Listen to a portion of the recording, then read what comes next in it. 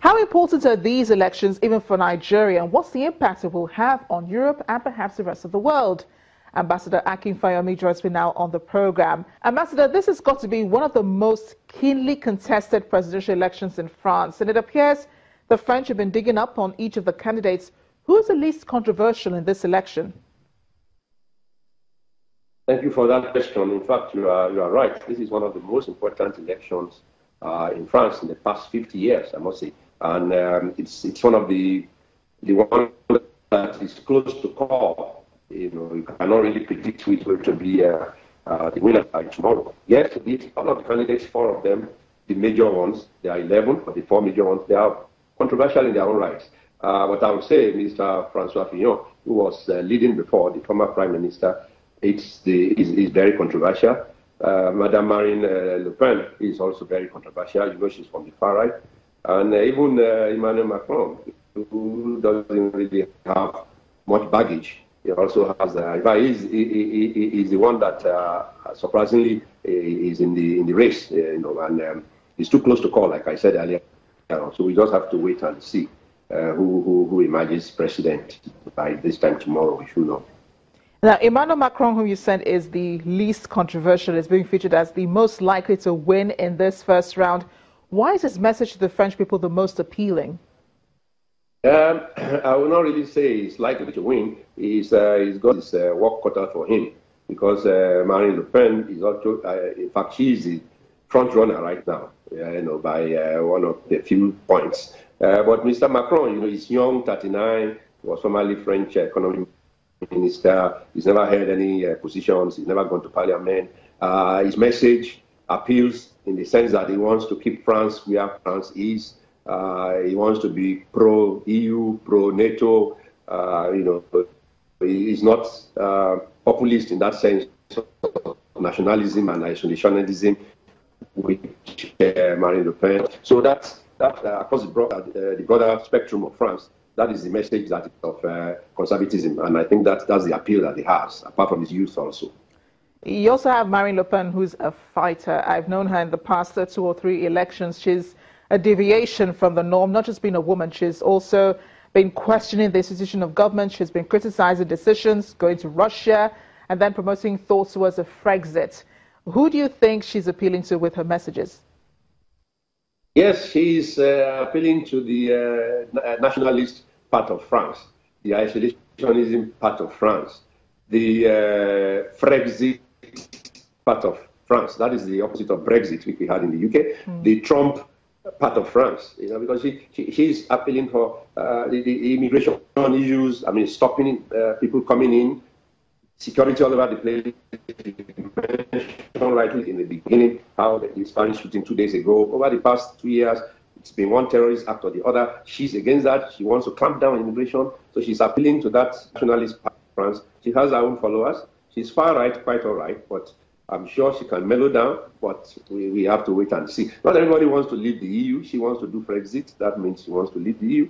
Not everybody wants to leave NATO. Not everybody wants to leave France as an isolationist.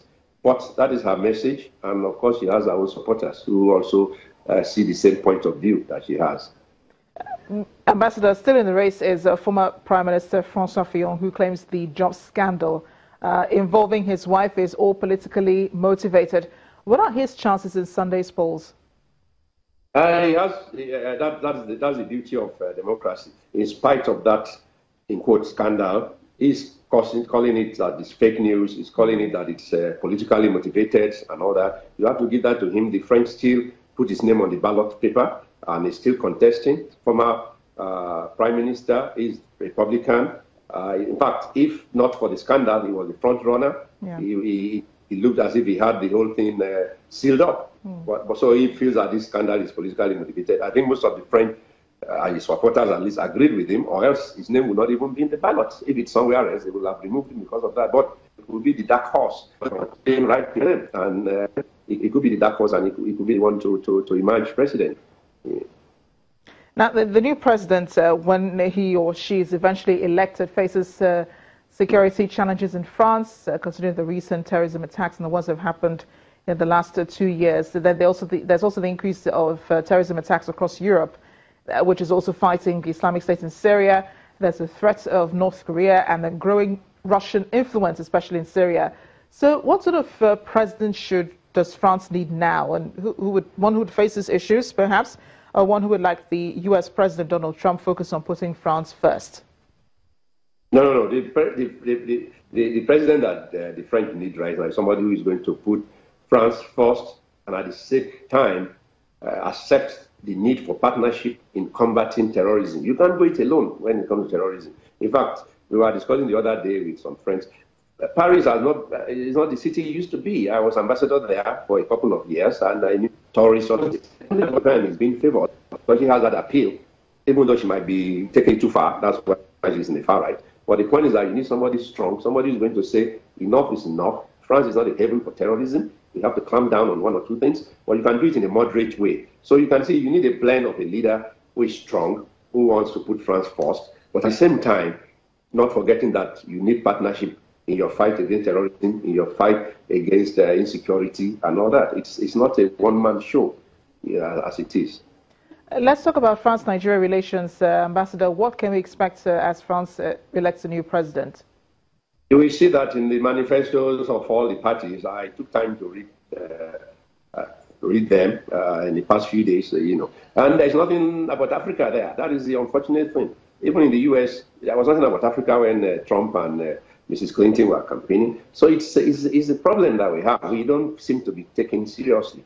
So that means whoever becomes president, that is not his priority. Whatever he meets on ground, he will pursue, he will follow through, and all that. So we can only hope that the relationship we have with France is excellent. I must say so, particularly since the fight against Boko Haram and terrorism. We've had cooperation, very good one with France. And I know that whoever becomes president, she or he, will probably follow through on that. But as I said earlier on, Africa is not really their focus.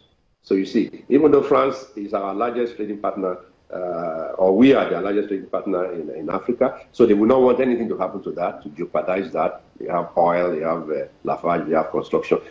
A lot, do about 7-8 billion euros worth of business every year with France. So definitely whoever comes in will not, I don't see any pictures. I don't see as if something fantastic is going to happen. They really don't take Africa as one of their pillars of foreign policy when they are campaigning. So we really can't say, but we just hope that definitely it will not be detrimental to us. I'm sure of that.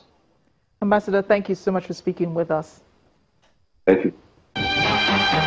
You're watching Diplomatic Channel. Coming up after the break, the World Bank IMF spring meetings are underway in Washington, D.C. Let us sound off on developing issues.